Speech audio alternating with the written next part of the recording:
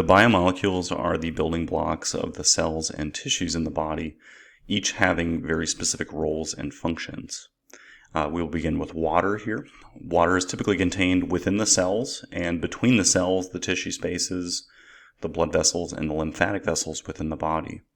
Its major functions are that water is a component of the fluids that lubricate the joints and the membrane-like sacs, which fill the spaces between the organs and the body cavities.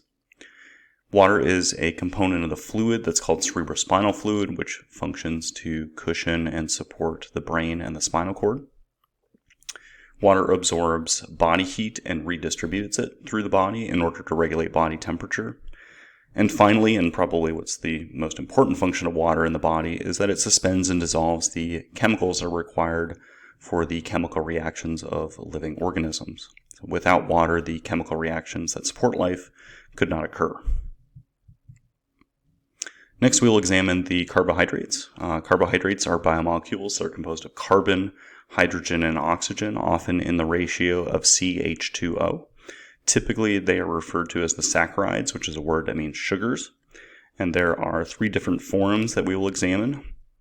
The first are the monosaccharides. So, for example, a single sugar molecule like glucose, fructose, and galactose are the three major monosaccharides. The disaccharides consist of two monosaccharides that are chemically bonded together. So, for instance, the sugar that we buy in the store is actually sucrose, which is a disaccharide of glucose and fructose. Lactose is also a disaccharide, which is a sugar that's found in milk, and it is a disaccharide of galactose and glucose. And then finally, we have the polysaccharides, which consist of several to many monosaccharides that are linked together chemically, often forming these very long chains. A couple of common polysaccharides that we see are things like starches. Starches are the polysaccharides that are found in plant-based foods, and these are polysaccharides of glucose.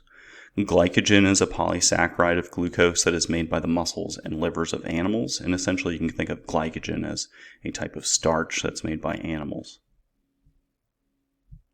Most of the carbohydrates are obtained from plant-based food sources, and as such, they typically function as a form of chemical energy or chemical fuel that the body will metabolize in its production of energy. Glucose functions as the primary sugar fuel that the body uses to make cellular energy that's called ATP. Starches such as glycogen function as stored glucose that the body can break down into glucose when it is needed. And we saw that both starches from plants and glycogen from animals are polysaccharides that are composed of glucose that are linked together in a chain. Additionally, carbohydrate chains will often coat the surface of cell membranes, creating a layer that's called the glycocalyx. And the glycocalyx functions in cell-cell binding, as well as recognition of one's own cells by the immune system.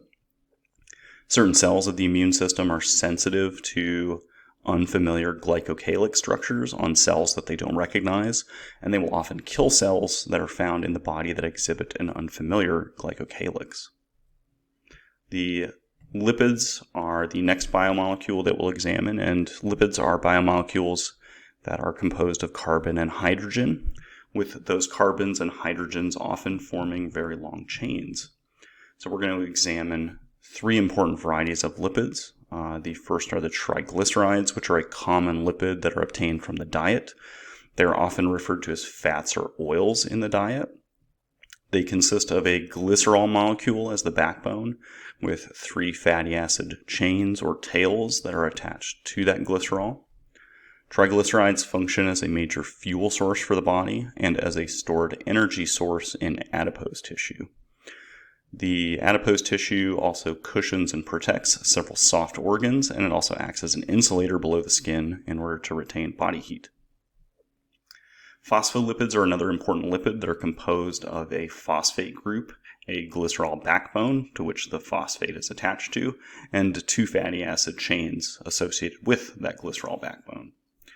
We'll see more about the structure and function of phospholipids later when we start talking about the plasma membrane, because phospholipids are an extremely critical component of the plasma membrane of cells, and Phospholipids function to keep the internal environment of the cell separate from the external environment so that cells can maintain homeostasis.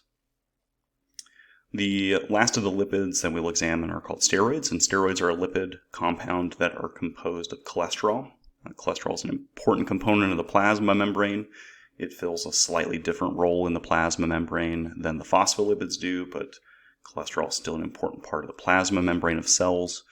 In addition, cholesterol is also found in bile that's produced by the liver and is also the basic building block of steroid hormones. So that is, cholesterol is the basic building block of steroid hormones.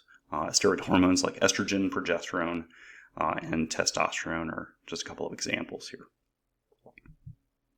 And finally, we have the proteins, and the proteins are a biomolecule that typically exhibit a complex three-dimensional structure that is composed of building blocks called amino acids. Proteins have a variety of functions within the body. Some of those proteins function as enzymes. An enzyme is a protein that functions to quickly construct or break down other biomolecules within the body. As such, they are often referred to as biological catalysts because of that. Their role in living organisms is really critical because without enzymes, the chemical reactions that are needed to support life would not occur quickly enough. Enzymes often catalyze extremely specific reactions, and so as a result of that, we see many different types of enzymes within the body. Other proteins provide structure to the body. Protein fibers and protein chains often give structure and support to many body tissues. Keratin is an important protein fiber that's found in skin and hair. Collagen is an important protein fiber that's found in structures like tendons, ligaments, and bones, and so helps give support and structure to the skeleton and things that are associated with the skeleton. Some proteins function as hormones. So hormones are the chemical messengers of the endocrine system. Insulin is a really great example of a protein hormone.